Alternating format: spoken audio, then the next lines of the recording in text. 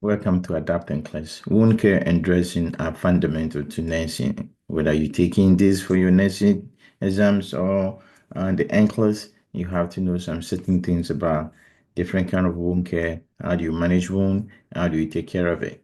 So stick around and get the content that you need in a very straightforward. Take a note as usual. If you like the video, you can subscribe and get more content like that. So let's get to it. You know how I approach these things, very straightforward. So, um, the first thing you have to know is you have to know how wound is going to heal. So, wound healing technique, and what stages is the wound is. So, there's three stages. Whenever you injure yourself, the wound has to undergo inflammatory state, right? This is the first few 3 days, so 0 to 3 days. And what is happening? A bunch of inflammation, redness is an inflammation, right? Swelling is an inflammation, bunch of white WBC, inflammation. This is what you see most of the time at the inflammatory as they try to heal the wound. Proliferative stage. So cells that are going to grow very fast to allow the wound to heal. So it's 4 to 21 days. This is how long it takes. And when you look at the wound, it look beefy red. And the underbed is look beefy red. And this is what we call granulation tissue. And after this stage, you go to a very prolonged stage called maturation as the wound heal. And this is from 21 days to almost a year. It takes like a year for you to get maybe 80% or 85% of your original strength. So 21, the wound's original strength. So this is very important. And this is where you see scar formation. The scar has to remodel, formation and remodeling. This is what happened, and the wound will completely closed. So those are the stages of wound healing. What are the types of wound healing, right? These are the stages you go. So how do we let the wound heal? Is the types of wound healing. You may probably have heard it before. So this is the types. After that, types of wound healing.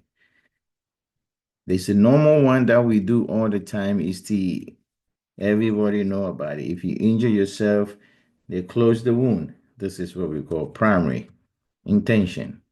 The intent of the wound is to close primarily. And this is where we close the wound. You close the wound with sutures. We close it with sutures. We tie the wound together. And this is very good for clean wound. Clean surgical wound is usually used a primary intention. The second one is if it's not primary, then it's going to be secondary intention. That means what? We open the wound and let it heal on its own. So the wound is left open and it's going to heal from inside out. So you leave the wound open, you put some gauze on it, and it will heal from inside out. This is what we call secondary intention. And the third one is tertiary. Tertiary wound healing. This is mostly for is a delay wound closure. And usually you use if you think the wound is really, really infected. So that's the tertiary wound closure. These are types of wounds. So when you see the question he described, if the wound was left in place to heal on its own, it's a secondary wound. Um, Tertiary wound is the delayed closure. You will come back, you leave the wound open, you do it like secondary intention, and then you come back the third time, and then you close it. That is like the primary. So that's what you do. If you know wound, then you should know the type of dressing that is available. What kind of type of dressing? You may see questions like that. Type of dressing. We all know about gauze, right? The gauze is the basic wound coverage.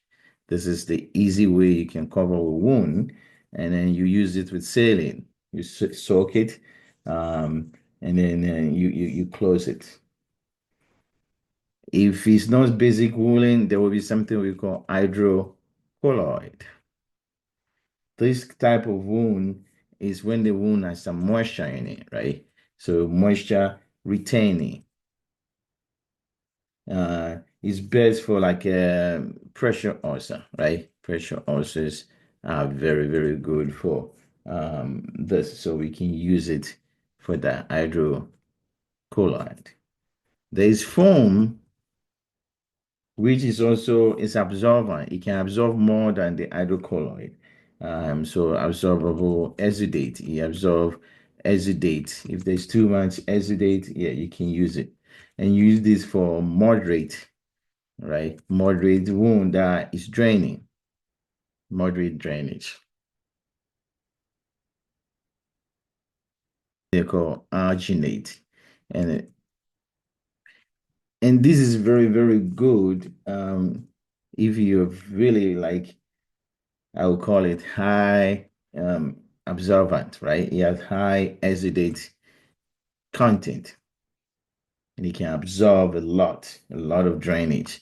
So these are different types of wound dressing. The last one is negative pressure wound therapy. This is the original name. This is what probably you may know. It's called wound vac. What does it mean? It's a vacuum assisted closure, right? That is the name of it. The wound vac is vacuum assisted closure. This is the pressure dressing, right? It's a pressure dressing that has a suction associated with any sac. It basically remove exudate or excessive fluid from the wound, and then it can cause. It also this is the first portion. It reduce this if they ask you the benefit. It remove exudate and fluid from the wound. It also decreases edema, reduces edema and swelling of the wound. It also reduces bacterial load in the wound. Um, it also increases um, granulation tissue formation. So this is very, very good.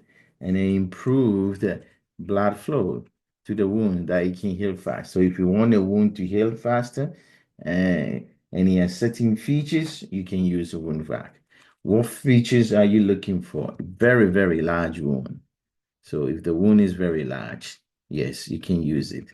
We can use it for like pressure ulcer, diabetic ulcer, or a big surgical wound. No, you cannot use it for if there's necrosis. If you have necrosis in the wound, if there's exposed organ, you cannot put it on it. You can't do that. And then if the wound is really, really infected, you can use it. It's not good when you have infected and you got to debride the wound into some healthy tissue, and then you can use it. So these are types of dressing that you can apply. Of course, um, you can do that without knowing the steps of what you're going to do if you got to change the wound dressing. So after you know the types of wound, then you should know how to change the wound. So dressing changing changes steps. So how do you change the wound? First thing you need to do is to verify the order. Are you allowed to change it? Did the doctor want to change it themselves or you? Then you gather your supply. Make sure you are allowed to change it in the question form. So that's why you verify your order. Then you provide an hygiene. Always people forget, and then wear your PPE. Wash your hand, wear your PPE. Usually maybe clean gloves because you got to do something first. Um, then after you do that, you assess the wound.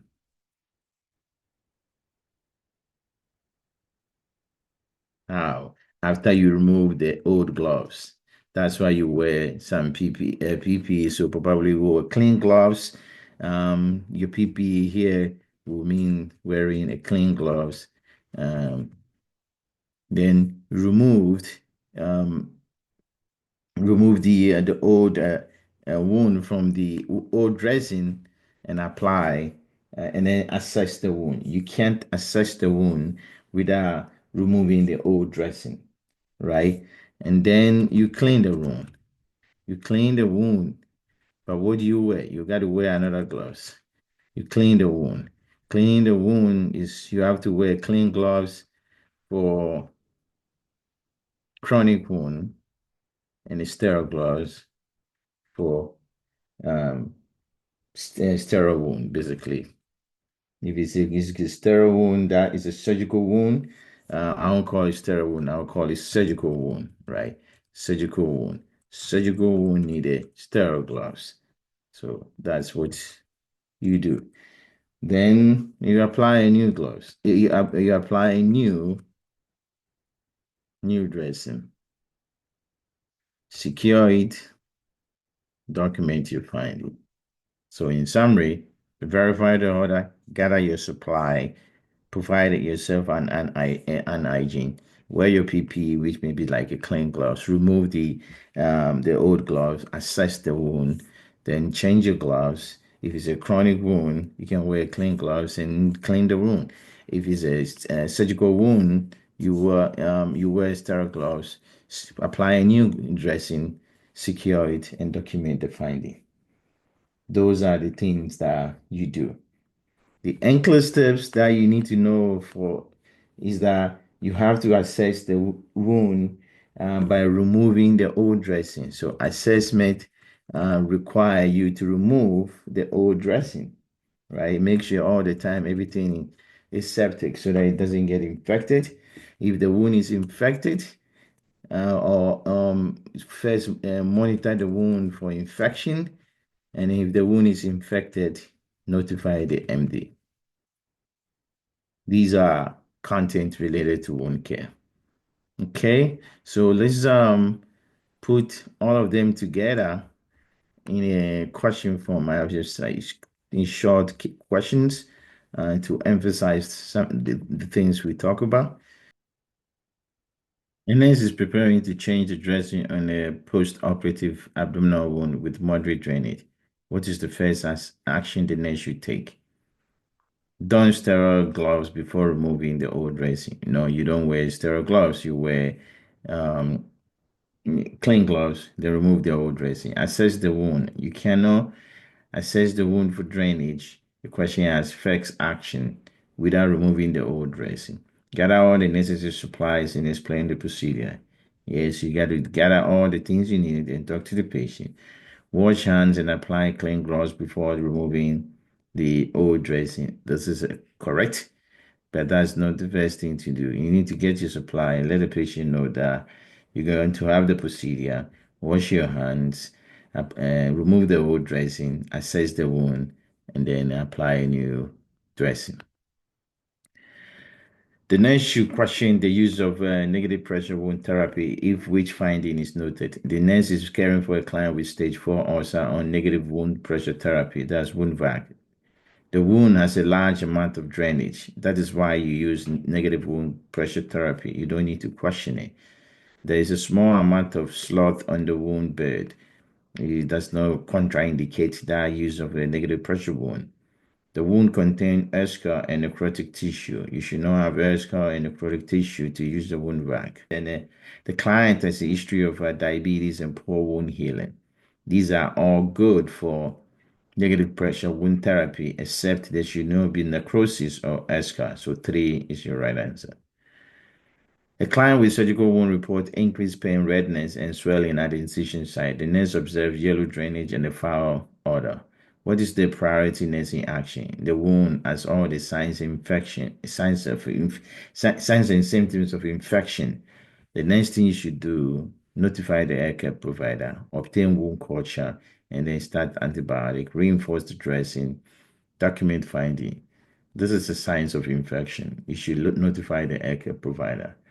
This is wound care and dressing change. I hope you get the pictures of all the wound, all the things you need to know in terms of different types of wound dressing, how you can use it, and indication of infection.